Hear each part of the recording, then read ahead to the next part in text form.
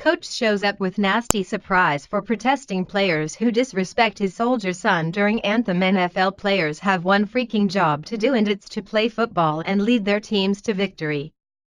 But for whatever reason, these oppressed millionaires think that we give a flying crap about their feelings about politics, where they're now hijacking our favorite pastime to broadcast their disgusting anti-American sentiments on the football field.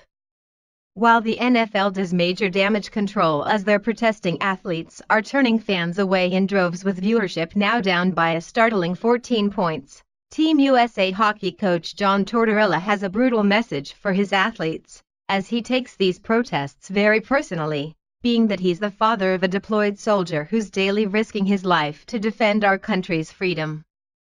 Movie stars and athletes have one job to do, and it's to provide entertainment for Americans. After working 40-plus hours during the week and battling the stress of traffic, angry bosses, and all the other stresses of family life and crap to do around the house, most Americans use sports and movies as a way to unwind and put all the BS out of their minds.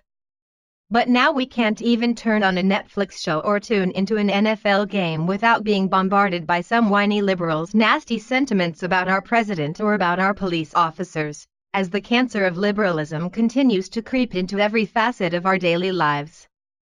The NFL is learning the hard way that they need to keep politics out of the game after a rough couple of weeks have spelled disaster. Not only are their ratings plummeting to double digits, but over the weekend nearly empty stadiums served as an ominous warning of things to come if they don't quickly get these protests under control.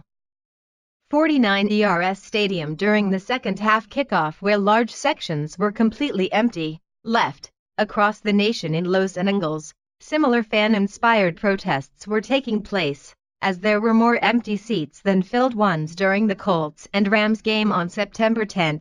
Right, Team USA hockey coach John Tortorella isn't about to have his sport ruined by whiny protesters, and in a bold and uncensored rant to the Trump-hating anchors on ESPN the other day, he revealed the politically incorrect thing he has planned for any of his athletes who dare to disrespect our country with their anti-American antics.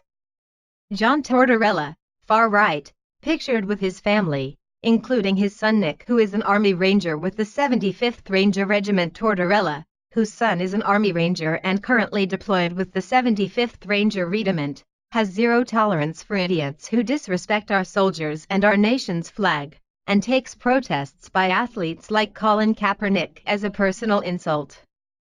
He told ESPN's Linda Cohn, "If any of my players sit on the bench for the national anthem, they will sit there the rest of the game." AmericanGG.net reported, Tortorella now has a zero-tolerance policy for players who refuse to participate in the national anthem during the World Cup of Hockey tournament. In the wake of San Francisco 49ers quarterback Colin Kaepernick's protest, Tortorella now has a zero-tolerance policy for players who refuse to participate in the national anthem during the World Cup of Hockey tournament. The World Cup of Hockey is scheduled to begin on September 17, 2016 and will last through October 1, 2016 in Toronto, Canada. The tournament will feature competitors from countries throughout North America, Europe, and Asia. This is only the third World Cup of Hockey. The United States won the inaugural tournament in 1996 and Canada won the previous event in 2004. It's good that Tortorella is squashing potential protests among athletes in the USA Hockey League before they even get started.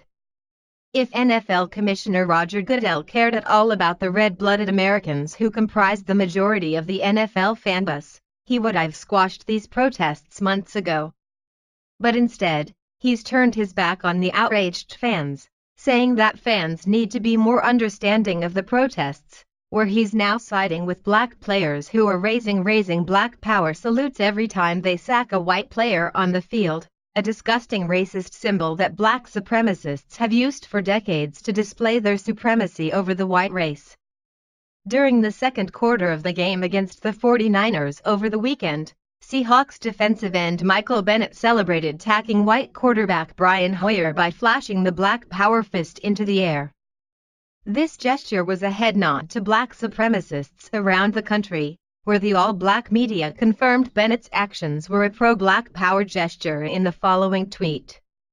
Every time a protesting athlete takes a knee or sits on their ungrateful behinds while our colors are raised, it's a direct slap in the face to every American who have fought, bled, and died for this country. If the NFL wants to continue to side with these protesters and insult our soldiers and our police officers, we can counter with our own version of protests, and continue to make their ratings tank with our refusal to tune into their disgusting anti-American games.